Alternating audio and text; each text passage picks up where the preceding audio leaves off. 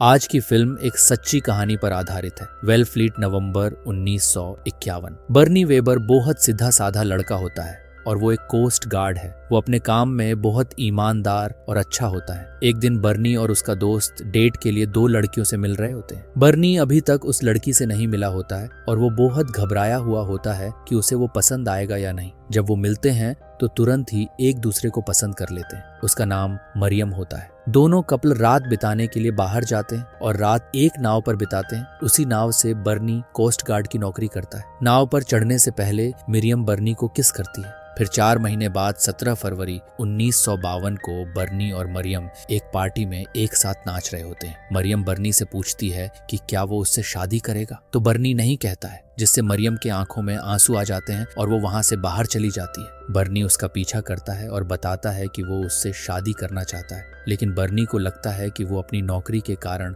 शादी नहीं कर पाएगा। मरियम उसे भरोसा दिलाती है कि चाहे कुछ भी हो वो उसके साथ रहेगी और बर्नी तय कर लेता है कि वो उसी से शादी करेगा। इसी बीच एक तूफानी रात में 2 तेल से भरे जहाज SS फोर्ट मर्सर और SS पेंडल्टन भारी हवाओं और भारी बारिश के बीच समुद्र पर तैर रहे होते हैं। तूफान इतना बढ़ जाता है कि लहरें नाव पर जोर से टकराती हैं और ऐसी ही एक लहर जहाज में छेद कर देती। पानी अंदर फैलने लगता है और लोगों को इधर उधर फेंक देता है। टकराव इतना गंभीर होता है कि जहाज 2 भागों में टूट जाता है और आधा मर्सर समुद्र में डूब जाता है। आधे जहाज पर बचे हुए लोग ये जानते हैं कि जब तक उन्हें बचाया नहीं जाता तब तक उन्हें पानी में ही रहना होगा। फिर इंजीनियर रे सलाह देते हैं कि वो नाव को स्थिर बनाए रखेंगे, उसके लिए जहाज को किसी पहाड़ पर लाना होगा। सभी लोग इसके लिए तैयार हो जाते हैं। बर्नी को उसके सीनियर डैनियल द्वारा CG मोटर बोट लेने और बाहर जाकर लोगों को बचाने का काम सौंपा जाता है। बर्नी मदद के लिए अपने साथ रिचर्ड, एंडी और एरविन को साथ ले जाता है। दूसरी तरफ नाव पर मौजूद लोग नाव को पहाड़ पर ले जाने के लिए कड़ी मेहनत करते रहते हैं। हालांकि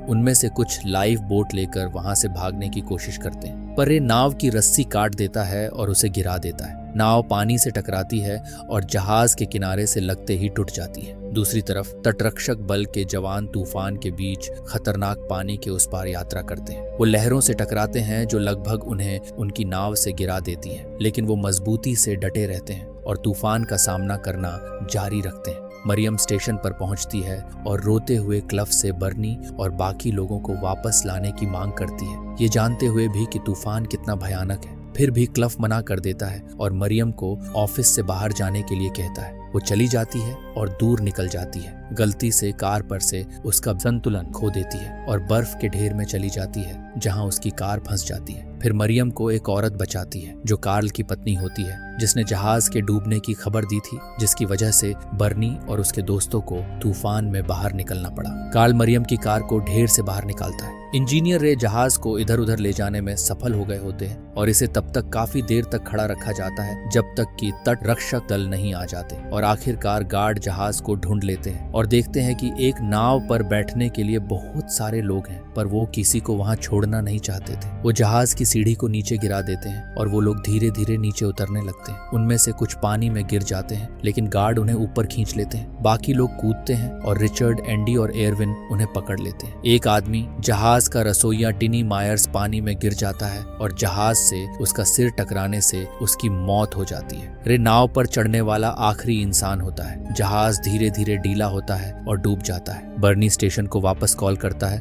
और उन्हें बताता है कि उन्होंने लोगों को बचा लिया, लेकिन उनका कंपास खो गया और उनके पास वापस किनारे तक आने का कोई रास्ता नहीं है। पर फिर जैसे ही वो लोग वापस लौटने के लिए निकलते हैं, मरियम और कई नागरिक अपनी कारों को तट पर ले आते हैं और गार्ड को संकेत देने के लिए अपनी कार की हेडलाइट जलाते हैं। वो सभी को वापस लाते हैं और हीरो के रूप में उनका स्वागत किया जाता है। बर्नी और मरियम गले मिलते हैं और किस करते हैं। बर्नी वेबर, एंडी, रिचर्ड और एरविन को यहाँ हीरो के रूप में देखा गया था और कहानी यहाँ खत्म होती है। अगर ये कहानी आपको पसंद आई हो तो इसे लाइक करें और अपने चैनल को सब्सक्राइब करें।